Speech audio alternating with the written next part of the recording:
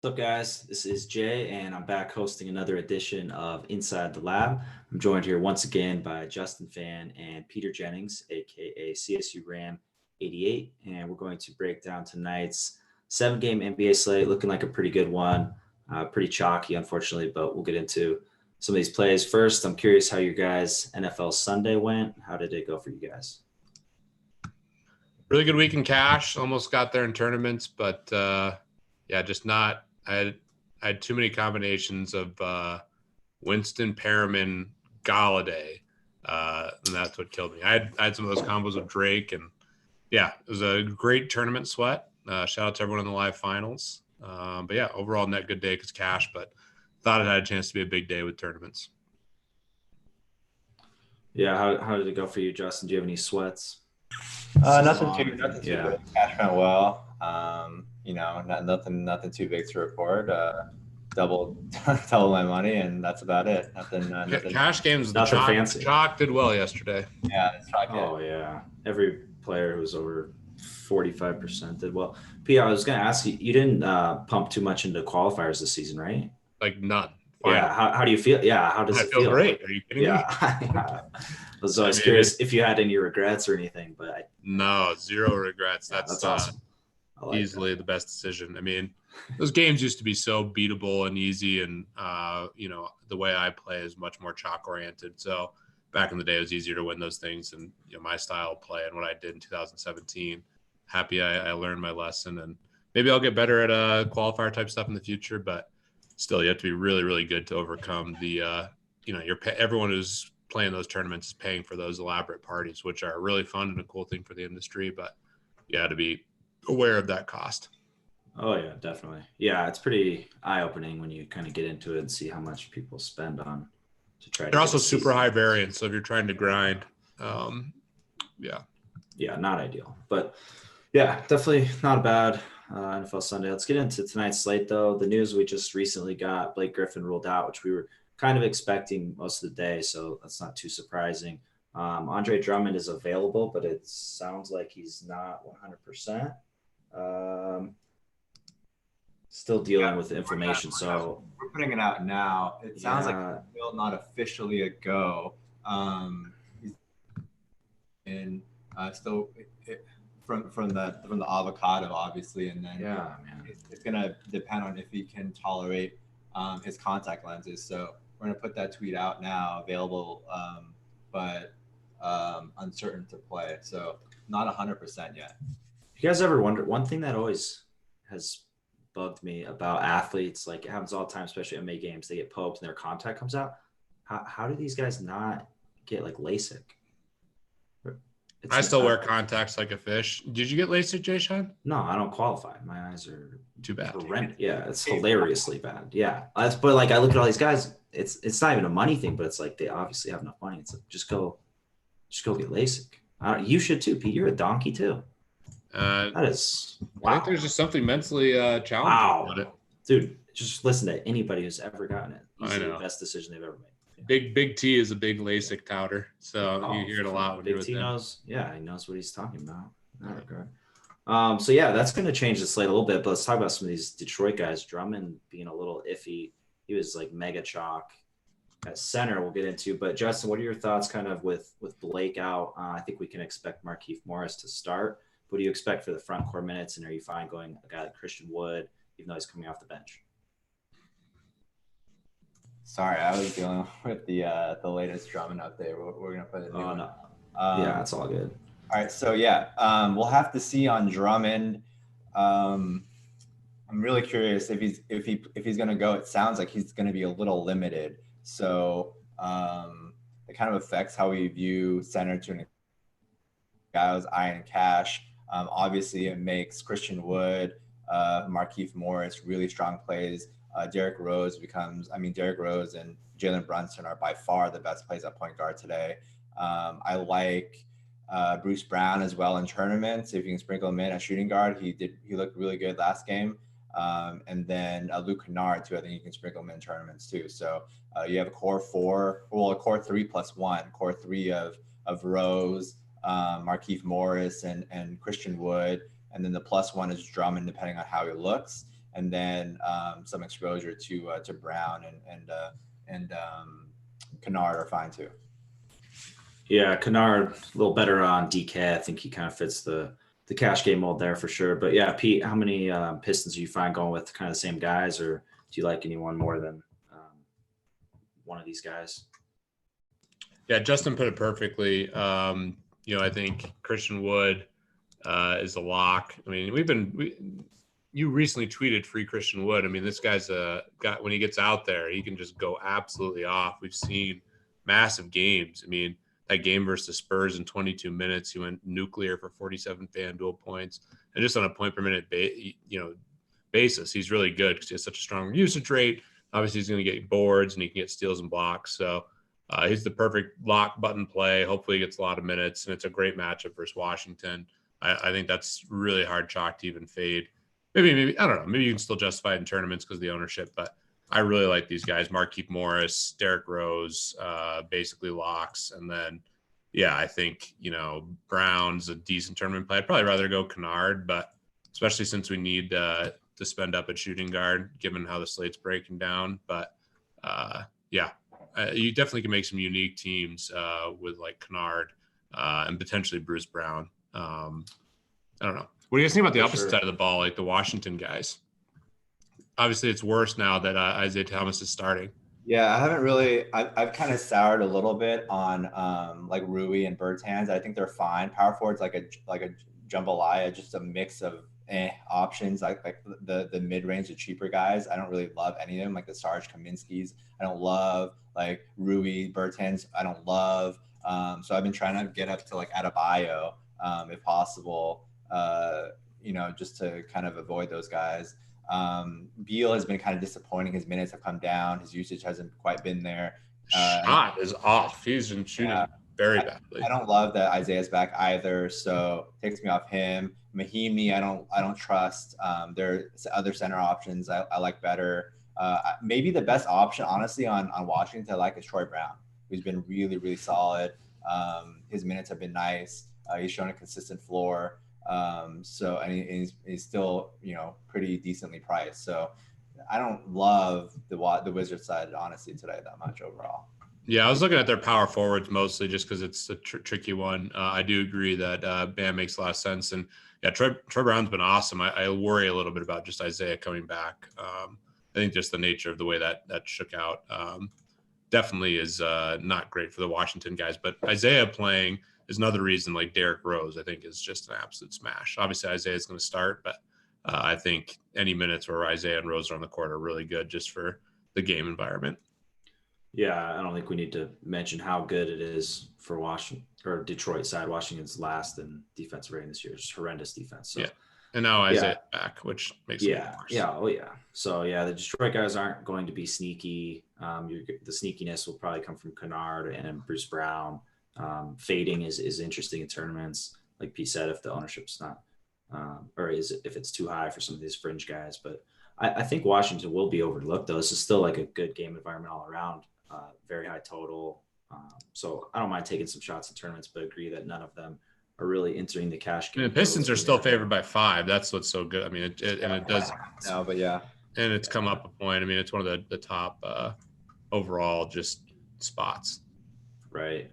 All right, let's move on. Let's talk about the Mavs. We've already talked about Jalen Brunson. I don't think we need to go too much into it, but he's 3,700 on FanDuel. The problem with the Mavs guys, I think we have, is that they're playing the Bucks. Very difficult matchup, and probably going to get blown out here. Justin, I think you've already placed some bets on this one. Brunson, I think is just a free play on FanDuel. What do you guys think about his price on DK, where it's a lot more? Do you still like him there? And then who else can you trust, like KP or Tim Hardaway, who are going to see more usage, or you think it's just going to be too inefficient? Yeah, I'm totally fine with Jalen Brunson's price tag on DK. Obviously not a smash. His plus minus is a more reasonable, like 4.5 compared to the plus 14 on FanDuel. But I still play a ton. They need someone to initiate the offense to try to, kind of try to replicate what Luka provided. And this is a tough spot. I mean, I probably am lower on the Mavs than the rest of people are, and I don't really view Kristaps Porzingis as a priority spend today by any means. He's been shooting way worse on the road. I don't think he's anywhere close to 100% to where he can handle being the alpha, the number one option in this offense. I think the usage is going to be there, but the efficiency is going to be horrid. I think he's going to shoot like low 30s in terms of percentages today. I just don't think the efficiency is going to be there. So, yeah, I mean, it's Brunson for me. I'm interested in Tim Hardaway Jr. just because the minutes and the usage are going to be there, but same kind of problem with him. His efficiency is going to be rough, and the supporting stats for THJ are always kind of iffy. So I generally am a little down on the Mavs today. What do you think, Pete? Yeah, I mean, I think Brunson's very safe and a really good play. I'm, of course, a little higher on Tim Hardaway Jr., but I totally get the risk. I mean, I totally get it. It's a brutal matchup, but I mean, the upside is definitely there for him if he shoots well today, which, Milwaukee's got a lot of length and a lot of guys to throw at him and play good defense. So there's clear reasons to be concerned. But yeah, Porzingis is a tricky one. I've looked at him a lot today. I've played him a lot today, and some things have stuck with me from watching a lot of these Mavericks games. Obviously, Luka's joy to watch. Hopefully, he gets healthy soon. But a lot of the commentary has been on Porzingis, a lot about his conditioning and just his strength. To me, he still hasn't looked, completely 100%, especially like his lower body strength and getting into the post, which if he had more of that game, I actually think he'd play a little bit better versus Milwaukee if they felt comfortable with him. He's mostly just catching threes and hoping to get some dunks, which with Doncic out there, it takes a lot of attention, but obviously he gets an increase in usage here. So I don't know. It's a really tricky, I think he's a really hard guy to project tonight. I get your stance, Justin, and I get the stance of projecting him substantially higher given the increase in usage. How do you compare him to Bam? So Bam's 500 more on FanDuel. How would you kind of stack those guys up? Would you pay the extra 500? Would you take the savings? How would you approach that? Yeah, I mean, I think this is a really good situation overall for Bam going against Memphis. It's obviously on the road, but he's been so good. I think it's a really safe spot for him. And, I think 44, 45 FanDuel points, getting a little higher on DraftKings makes sense. And, Porzingis obviously has that ceiling. It's just a matter of, I think the floor on Porzingis is a lot lower. I do think there's a little bit of blowout risk here. And just with how special Luka's been, it's just there's a lot of guesswork, and this is just not an ideal situation for the Mavericks to start out, going on the road to Milwaukee. Yeah, I ultimately come down to who has a lower floor between them, and that's definitely KP for tonight. When we're building these cash game lineups, we want the highest floor possible. So there's too many scenarios, I think, despite the increase in usage, whether it's blowout or just horrific efficiency from KP. I'm fine getting Bam, even if maybe KP has 30, 45% chance or whatever to score more. It's just the floor I'm a little worried about, especially if this game gets out of hand early. Like you said, the offense just without Luka is going to be very, very tough to replicate with him in there. So I think KP will get hurt by that. Yeah, I think there's a really good tournament stack here, especially with Bledsoe out. I think building a team with Giannis, Brunson, Hardaway Jr., Porzingis, and then you can pick. I mean, I probably would go Middleton. But I think there's a really nice game stack if this game can stay close. Most likely scenario is good shooting, basically, from guys like Hardaway Jr. and Porzingis. And I think that's a correlated nice tournament spot. Because I like the Milwaukee guys. I think Giannis is worth talking about briefly as one of the studs. I mean, I think Harden's going to be more popular tonight, but we have a lot of value. So Giannis is definitely in consideration as well. What do you guys think? It's tough. For sure. He hasn't played a full complement of minutes. He's still dealing with that quad, so I'm not sure how much to really push him.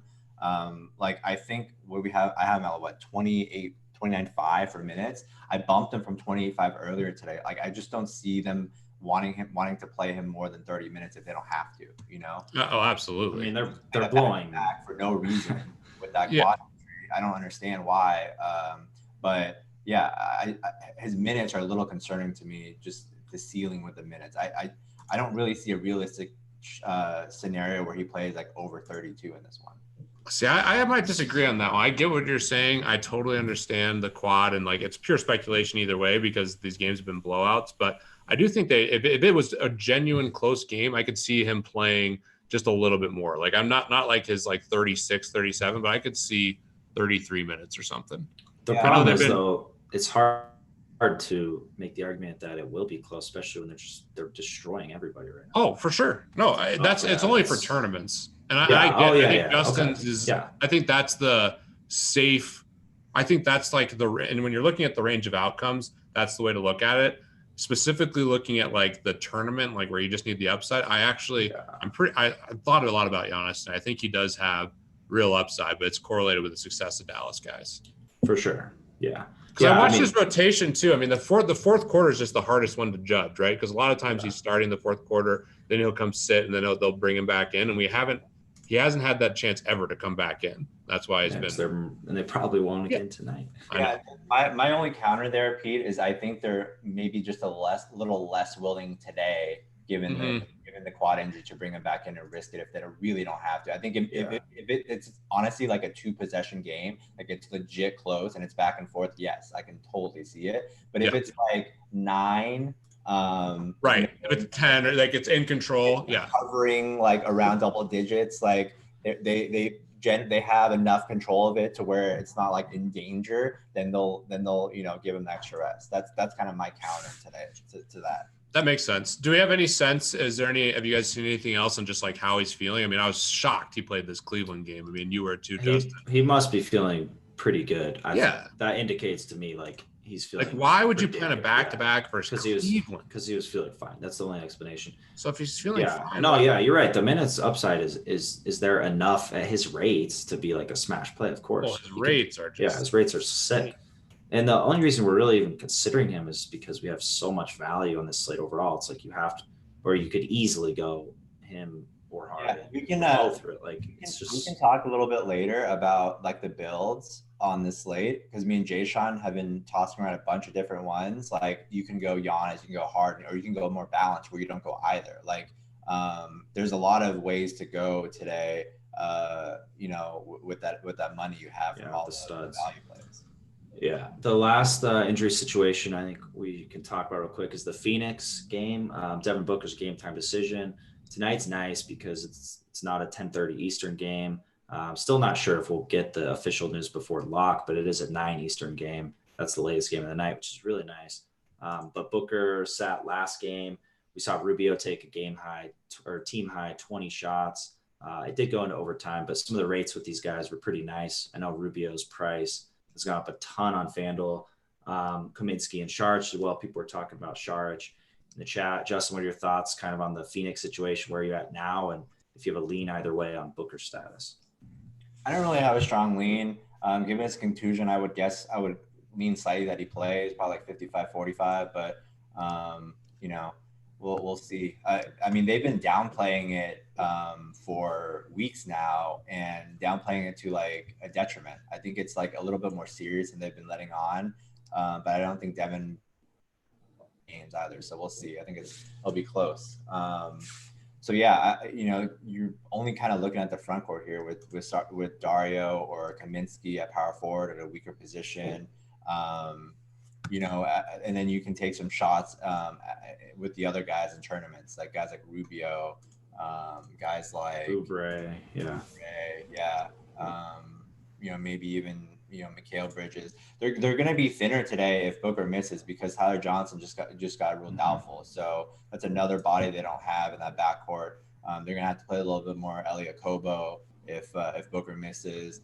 Bridges might reach like 33 minutes just because they're short. So Rubio has really good, nice minutes upside too. So those are really interesting plays in tournaments if you think that Booker is going to sit. Yeah, Pete, what are your thoughts on kind of this game as a whole? On the other side, this game's essentially a pick-'em, pretty favorable total. I feel like the Portland side especially would be pretty overlooked. What are your thoughts with some of those Portland guys? Like your guy Dame, me and Justin talked about, it's been a little underwhelming. I think the Melo effect is kind of hurting everybody, which isn't too surprising. But are there some tournament shots you like in this game? Yeah, Lillard. I mean, something else that stuck with me is remember when he's come back from that back injury. He's like, this is just something I'm going to have to, battle through. And I think it stretches he's looked better, but there's been other stretches where he just doesn't have that like ridiculous quickness and explosiveness, which that's a joy when Lillard is, 100%, when he's just blowing by people, dunking, creating huge step backs. Like he's just awesome to watch. And he just doesn't quite have that like elite explosiveness right now for his game, which coupled with the Melo thing and just trying to figure out that offense. Whiteside's been a lot more aggressive. Obviously, you still have McCollum to get usage for. So it's just one of those spots where I've been basically fading Lillard, which sucks because he's awesome. And, the culture thing that Zach Lowe talks about is cool. He's clearly just an A-plus guy and, one of the best NBA players to root for. But yeah, for fantasy, it's been pretty much a fade for me. I think the most enticing guy is probably Whiteside to me. I think so too. He's so expensive, but the guy, you watch him, his blocks are totally for real. Yeah. There's no way Isaac is leading Whiteside in blocks. I'm pretty sure he is, man. The last show he was. I haven't thought about it. We've talked about it like 3 I know. shows in a row, and I haven't even. It's like 30 seconds away. God. Yeah, it's the easiest thing ever. Huge fish.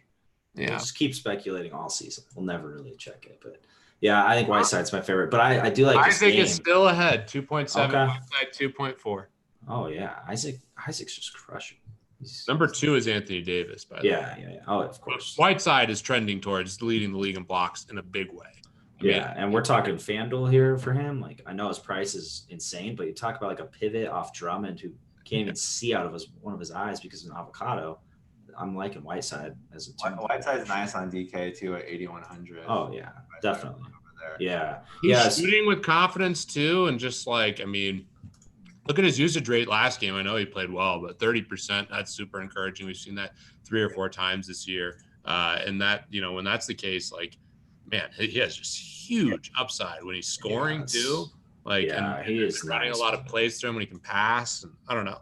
Because he doesn't even get crazy minutes. That's the other part that's wild. That game log up, Jay Sean. What's good about Whiteside lately is that his minutes floor has been very, very high. Even in some of these blowouts, he's playing like 32, 33. So there used to be this concern before that in these blowouts, he would get to like 26, 27, 28 minutes and not really hit value. He's playing those minutes no matter what the margin of victory is, which is really, really nice. That just enhances his floor. Obviously, we've seen the ceiling too, so he's really nice. Yeah, for sure. Once he's been playing well, his minutes have gone way up because a lot of times we saw him consistently in the 20s. Now he's been, in the 30s. Obviously, the Knicks game is a little different, but one more thing. That's a huge blow. Going back to Chris Paul, I would easily play, or going back to Damian Lillard, I would easily play Chris Paul over Damian Lillard today if you're choosing between those two. Yeah, CP3's been. Dude, Jason, did you see CP3 was at the game when Melo came to town? Sitting courtside? No, I did not. No. Damn. Yeah, I wanted to go. That would have been the game to go to. I know. That was a Thursday too. CP3 with his son made sense because then they played. That's awesome. Yeah, Can we please just put some respect on Chris Paul's name right now? He's been he's dominating, and he's like not going to get traded. It sounds like, and he's crushing though. For one of the best point guards ever, man. He's legit. Wildly underrated still, I think. Oh yeah. The fact, real quick on a CP3 thread, he is definitely one of the dirtiest guys. There's a guy at our gym who's like, he's swung around like Europe and G League and D League and all that. He's been around the scene, and obviously what Chris Paul did at Wake and all this stuff. But how about getting the freaking technical for the shirt not tucked in on T? Legendary stat. That's an all-time. But only Chris Paul would get that. Yeah. Rondo too, maybe. It's Rondo. Yeah, Rondo. One of my favorite Photoshops was him. Someone photoshopped his face on Tech 9 or Tech 9. I saw that too. He's just always barking out there. That's why. I've never liked him, but like as a player, he's dirty for sure. He'll do it. Yeah. He literally will do anything to win. He's a great player though. Yeah. Justin, well, we were talking about Phoenix. I'm wondering if you have any concern or when Aaron Baines is going to return to the starting lineup and if his minutes are steadily increasing or where it's at with him. Kaminsky's high, Sharj's high. A lot of people want to go. Maybe one of those two. Are you concerned at all if like Baines kind of starts playing a bit more than the 20 he saw last game? Yeah, I mean, but that's going to come out of Kaminsky share, right? And Yeah, so Kaminsky. I mean, that kind of already is to an extent factored in. Kaminsky played 32 in overtime last game, so you know, yeah, I mean, I could see it, which is why I don't love like any of those Phoenix guys necessarily. Right. I think they're just fine. Same. They're relative to their price tag. Just they're Yeah. like love them in a vacuum. Yeah, I think power forward two is pretty tough because we have the Suns guys with Bertans we talked about. We have Bam and KP if you're spending up. We talked about kind of the floor of those two, but power forward two is a little tricky to get through. But a lot of the positions, thanks to some of these Pistons guys, Jalen Brunson, are pretty easy to make, and we kind of shrunk the player pool quite a bit for cash games. But so someone asked us about small forward on FanDuel, what we're doing there with maybe small forward two. I think we talked about some of these guys though, like Kennard's better on DK, Hardaway's in the mix. I guess we can talk about like Siakam. When we're talking about some studs here, we kind of have like Jimmy Butler, Harden, Siakam, and Giannis. Where do you guys kind of rank those four? Yeah, I like Harden quite a bit, and I think Butler. I think shooting guard's a natural place to spend up. I mean, Siakam just went absolutely nuclear versus Brooklyn, which was awesome. That was great. He was pretty chalky, but still some people faded him, and it's great. Siakam is just one of the best stories in the NBA as well, and his improvement, the championship last year, it's showing. And you know, against Cleveland, if they can keep it somewhat close, I mean, I can see Siakam just having a huge game, getting up and down, but there's obviously the blowout risk, and this team. I don't know. I think his price tag's pretty fair. He's obviously rating really, really well. I think he's definitely in cash game consideration. I've built some teams with him. It just depends on the roster construction. But yeah, I think in terms of paying up, I like Harden the most, as well as Jimmy Butler, just given the position, and then probably Bam. Yeah. I guess Giannis is just. I think Giannis is like a pretty scary cash game play, but like the nut tournament play. Mm-hmm. Yeah. What do you think, Justin, with those kind of studs? When we're breaking down, we have all these clear value plays. Just realistically building rosters, I prioritize Bam just because I think relative to his position, security at power forward, like shooting guard, and Pete mentioned I like Harden too, but there's so many good options there too to where you don't have to go him. Who are your favorite options? I mean, like, I think Norman Powell's really good. Norm's solid. Norman Powell lineups. Yeah, I like Norm. I mean, my short list is kind of like Norman Powell, Jimmy Butler, and then Harden. Like I'm looking at those three mainly. I don't think you need to go like the Big Ragu or Bruce Brown. Just don't need those savings given the other value we have. So yeah, those are three I'm basically considering as shooting guard. The problem is if you fade Harden on FanDuel anyways, and you don't play Giannis, then it gets very awkward to spend the money.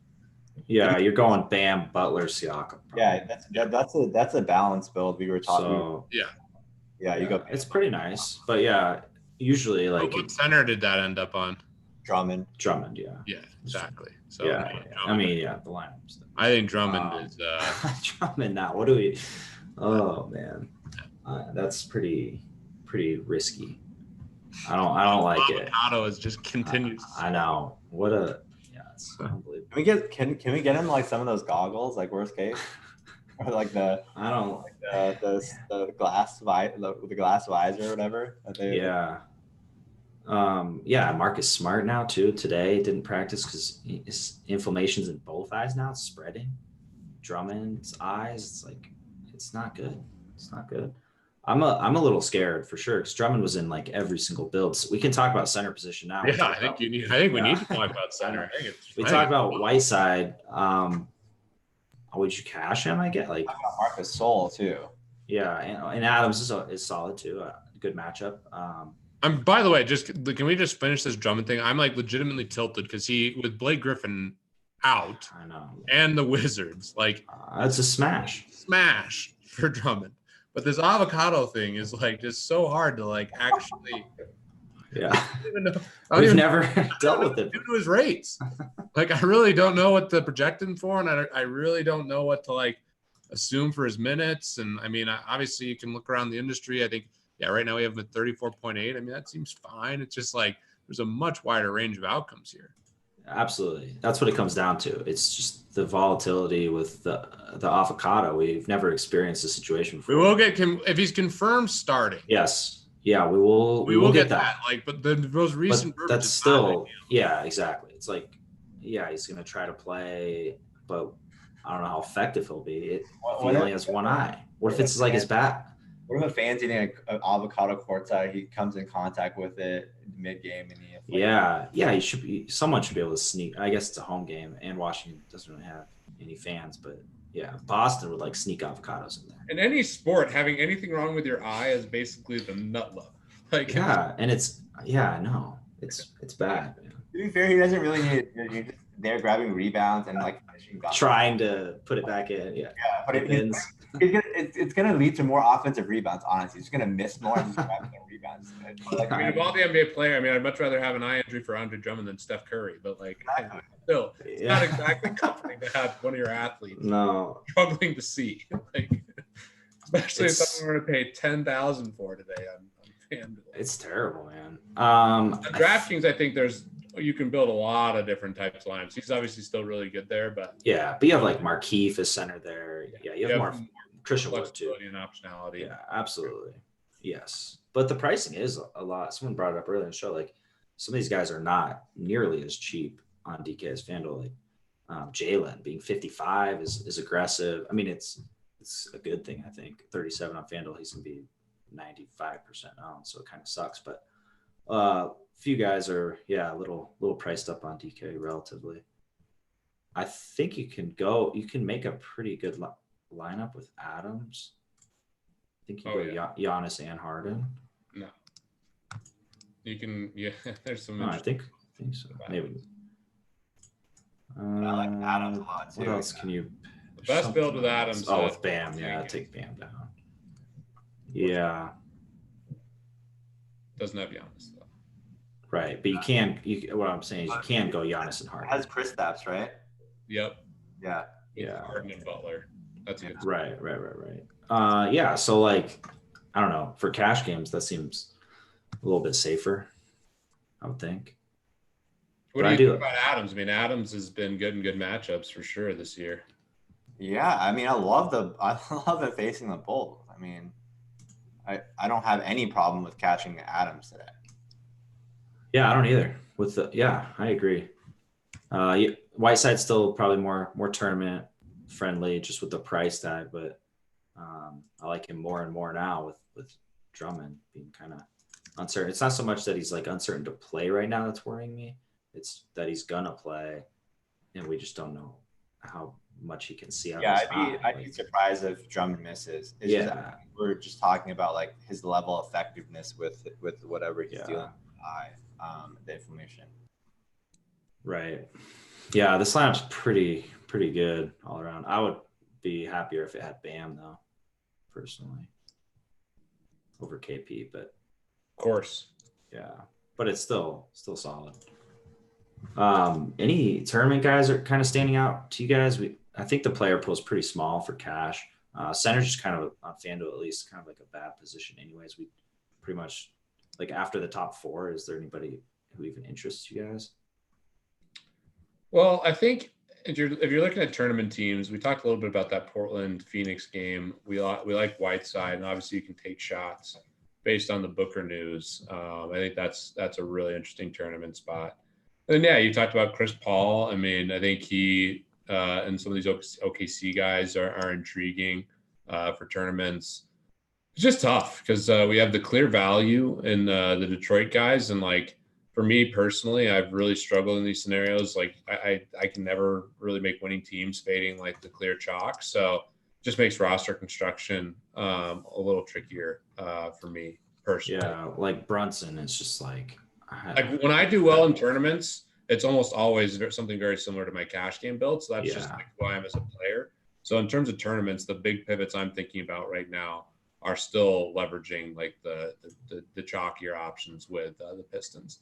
I think the guys who think way outside the box, and obviously it's dynamic to the chalk, but sometimes they can fade these spots. And like, yeah, Christian Wood, I mean, I'd love him tonight, but like there's obviously a minute's risk. I don't know. I think a decent pivot off Christian Wood is Maxi Kleba, who's the same price. You can make that pivot in tournaments. Kleba is a guy that I think might play a little bit more tonight just to guard Giannis. I think they're going to start out with DFS guarding Giannis, but Kleba is another guy that's a good defender that they'll throw on him as well. So a good decent minutes upside for him as well. Kelly is one of my favorite tournament plays. I know we talked about agree. I think he's a really Portland, although Whiteside's getting blocks with Melo, and obviously their defense is not strong. So yeah, the Phoenix guys I like a lot in tournaments. If Booker's going to be out too, you should get much better rates on these guys. What about any of the Spurs guys? I kind of like some tournament builds with that game. If that game stays close, talking about like if the Milwaukee game stays close, those Milwaukee guys, but the Spurs, if they keep that close, that could be a shootout. You have like DeJounte, who's starting now, started last game, and they go into overtime every single game. Like Aldridge, DeJounte, I think will be pretty low owned, so I'll throw them in the. Do we have an update on how many minutes Murray can actually play? I think technically they're, from what Pop has said or indicated, there's no limit. But right now he played 32 one game, and then last game he played the whole overtime. Justin, last game? No, some of it. Yeah, okay, some of it. I think he finished regulation at 27 minutes of him. Yeah, the thing is though, like he can play like 31. Yeah, and he played 17 minutes 2 games ago for like just because coach's decision. They played Derek White like a ton. Yeah. So like. It's Forbes who's the killer. It's not like completely a minutes limit. It's just also Pop. Just how. Yeah, that's why I like him as a tournament play. Yeah, you can't trust the minutes. Yeah. So if that game stays close, I kind of like the other side. And then you'd run that obviously. Stay close. I mean, right now, 1, right? Like. Spurs are so dusty though, Pete. What's the line on it right now? Oh, I'm sorry, that's wrong. It's 10. Yeah, it's 10. Yeah. So, 9.5. Yeah. I was thinking Phoenix. That obviously. Oh yeah. That game. I mean, that game's Spurs' defensive efficiency has been really bad too. Terrible. Yeah. So like even like PJ Tucker maybe in that game. I don't mind like kind of a game stacking that if it stays close. Capella on DK is better. On FanDuel, it's like one of the most aggressive pricings I've seen. 9,700s. Crazy for Capella there. But I like that game stack. We can talk some DK specific plays that we like. Kennard's a guy that is mispriced there at 5,400. Should see a ton of minutes, 32, 33 without Blake. And then the usage should be really nice. Great game environment against Washington too. So I think he's a really, really strong play over there. Gallo's cheap on DK for the price. Yeah, against Chicago. He still has really high usage. He's just not getting like massive games together as often, but I feel like this year is a really weird year. I haven't played much of him, and if you look through his game log, he's been, pretty consistent. But there have been a couple. Drummond ruled out. What's up? Drummond ruled out. Wow. Baby. According to the active list, inactive. Jeez. Okay. Well, back to the drawing board. Well, it's Steven Adams. Yeah, I mean, well, the line we already made the lineup. We already have Wood and Markieff in there and Rose. And you can only play 4 anyways. Yeah. So you're not going to play. I mean, I'm not interested in Thon Maker. No. Thon Maker. Oh, Pistons, what are you doing? All right, I'm going to update projections right now. I just put a bet down on the Wizards. Yeah, that's going to be pretty crazy. That makes it a little easier. Now we don't have to sweat Drummond during the game, at least. But it also means like these guys are going to be, they already were going to be super high on, but now it's kind of, especially on FanDuel, it's going to be pretty similar lineups, a lot of overlap. So I think this also makes the Wizards bigs a little bit more intriguing, don't you think? Lacking Drummond, they're going against man. Thon and undersized Christian Wood. Yeah, Markieff. Yeah, I mean, and then you got like foul trouble concern with some of those guys is not really there anymore either with Drummond out. So what line did you get on Wizards, Justin? 4.5. Minus 110. 102 on Penny.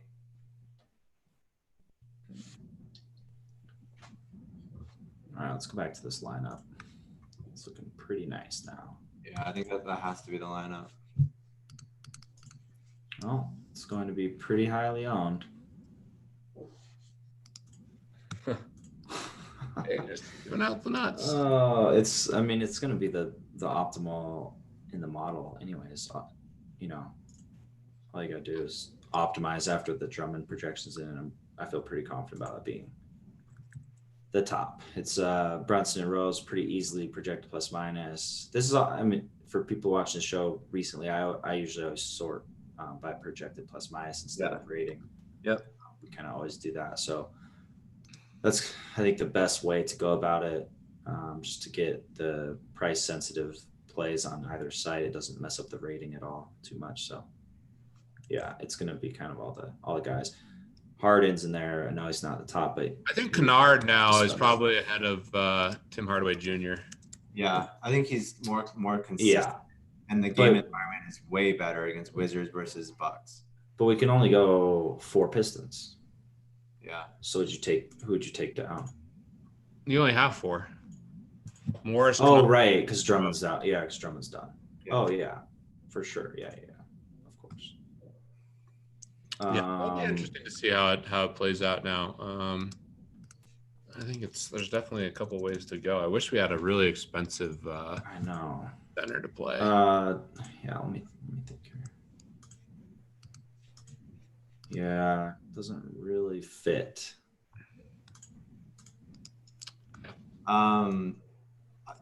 Do you have to go Thon though? He's gonna start. He's gonna play like 26, 27 minutes. Thon. He's 3,500. Oh baby, I forgot all about Thon Maker. You have to go Thon, right? I don't know. Oh man, I hate Thon. Yeah, he's going to start, but like you said, They don't have that many bigs, okay, Sean. Neither do the Wizards. So no, they do. They do now. Oh, 100 off the nuts. Mahimi's not going to play like massive Well, minutes. they have Mahimi, Rui, Bertans. Yeah, it'll be a lot of Rui and Bertans. Yeah. I mean, in a vacuum, Thon 3,500 is really nice, but like that would mean you'd be going Harden and Giannis. There's a really good team that's off with Thon. It's going to be interesting to make those. I think Thon's a really good play now. I mean, Washington, all the spots, like at least it's Washington, and he'll be out there. 3,500. I do like it quite a bit. I wish this news would have broke right before lock, but a couple minutes before lock, yeah. Right before. Thon. I mean, yes, Thon at 3,500, like rating wise, projected plus minus wise, is going to be extremely high. Just nature of the cheapness. I just adjusted it. I put the initial version out there. Thon is like popping like crazy. I bumped him down a little bit. I see. Yeah, no, he's number 1. Yeah. He's cheap. So I think now it's going to get even harder to fade these Pistons. Bruce Brown will still probably be contrarian. Yeah. Art is still interesting. What about Markieff Morris? Is he like his stone? No. Look at Bruce Brown. He's number 1. Yeah, he's popping too. Well, all of them are going to pop because the usage. It's all Pistons. Oh, it's all Pistons and Jalen Brunson. What a joke of a slate. Yeah, it's stupid now. Yeah. Tournaments. So tournaments just seem so much more appealing to me. So I don't have to consider Thon Maker. That's rough. Whiteside, all these centers just got a lot better as plays. Yeah, in terms of the markets, it's interesting. A lot of the places now, that's the time frame you have because the Wizards are off the board. Yeah, I think it reopened at 2.5. You see it open at 2.5 now? Yeah, I think it's 2.5 on Bookmaker. Couple points. Yeah, and it reopened. I think 3 on 5 dimes. So yeah, it was worth the top 6 of the top 7 plays are Pistons. Guys. Yeah, predictably. Yeah. Things you can load up with them and play. It's going to be a lot of similar lineups. So in tournaments now with the concentrated chalk, there's definitely even more of an edge. I think beforehand it was a little tougher. Obviously the plays got better, but the 4 piston looks are going to be so popular now that on FanDuel and 5 on DraftKings that if somehow this game doesn't stay close or a lot of these guys don't do well or it's a surprise, there's definitely different ways you can go about tournaments now. I think like Bruce Brown, I think is a really, really good play for sure. Oh yeah. I think all the front court guys are going to get the most ownership, and maybe Kennard's not that heavily owned still because of the roster construction. Yeah, Kennard's going to go overlooked, I think, just because there's plays which is even like Thon's popping way more just in terms of like points per dollar, right? So, I mean, he might be like the 6th piston right now in terms of so gross. Right? Yeah, it's Beef, Rose. And they're all such massive projected plus minuses too. Yeah. It's outrageous. I'll just reiterate. I like the Houston Spurs game as tournament plays. I think there's a lot of juicy plays in that game, especially on the Spurs side. Those guys will be pretty low owned. But yeah, it's just about differentiating from the Pistons chalk tonight. It's just gonna be so massive. I just want to say we're finally getting what we wanted, boys. Free Christian Wood. Let's go. That's true. But He was start now. No, no, it'll be they'll start Markieff and yeah. They'll play, start. So it'll be Brown, Kennard, Markieff, Thon, and I'm missing. Who am I missing? You're missing Snell. Snell's gonna start. Snelly cat. Yeah. Brown, Kennard, Snell, Markieff, Thon. Yeah, I forgot about Snell, of course. Not considered. Snell. We haven't even mentioned his name once the entire. He's start. He's gonna pop. I mean, he's consideration. Oh, Snelly cat. Yeah, he's a shooting guard where you just desperately need to spend. So yeah. Unfortunately, he's not gonna make the cut. So then let's go through the rest of the bodies. So then the rest of the bodies would be obviously Wood, Derrick Rose. That'll play a lot. Yeah, you got Galloway. Galloway will play a decent bit. V Mahalik is it? So I have 4, 5, 6, 7, 8, 9 projected for minutes. Yeah. Baby. And Washington is. V Mahalik of any tournament. I saw him make a couple nice plays, but I haven't really seen that. They haven't been playing him big. Like even last game when Griffin was hurt, and then Drummond was. 4 minutes versus Houston's pretty unscary. So I don't think they have. I have him for like 14-6, which is not. Yeah. The only thing with Thon for me is I don't think Mahimi is going to play like that much to necessitate Thon playing that much. I agree with you, Jay. That's kind of the tough part because they're without obviously Thomas Bryant and this game Mo Wagner is obviously out too. So yeah, I mean, I'm already like kind of regretting betting. Bertans is going to rain threes. Oh yeah. He botched it bad last game, but I'm hoping Bertans comes back with a vengeance here. He's a really good tournament play. Yeah, for sure. We talked a little bit about I was considering Rui and Bertans just a little bit before, and now I think just everyone gets the bump with all these idiots. I mean, Thon Maker is not an imposing threat down there. Yeah, I don't know. The slate got a lot worse. It's going to be so chalky. Of course. These Detroit guys. It sucks. Drummond and Blake out. On DK, I mean, yeah, Thon's 3 stone men, both sides. I would say Markieff and Wood. You got to go on DK. I would probably throw Kennard there too. I think Kennard. Think about how 54. Have to create tonight. Yeah, I mean Bruce Brown 45 is really nice. Rose, it's just. I mean, for honestly too, that this is a super chalky spot, obviously, and I think it's the dumb spot to fade because this spot is just perfect. It's gonna be a close game. The spread is what I think it's down to 2.5 now. Really high total, good pace. The tendency for both teams to go smaller now, which even increases the pace. So, I mean, this is a spot you can't get away from, honestly. Yeah, it's really hard. All right, I think we're good. We got about 35 minutes for lock.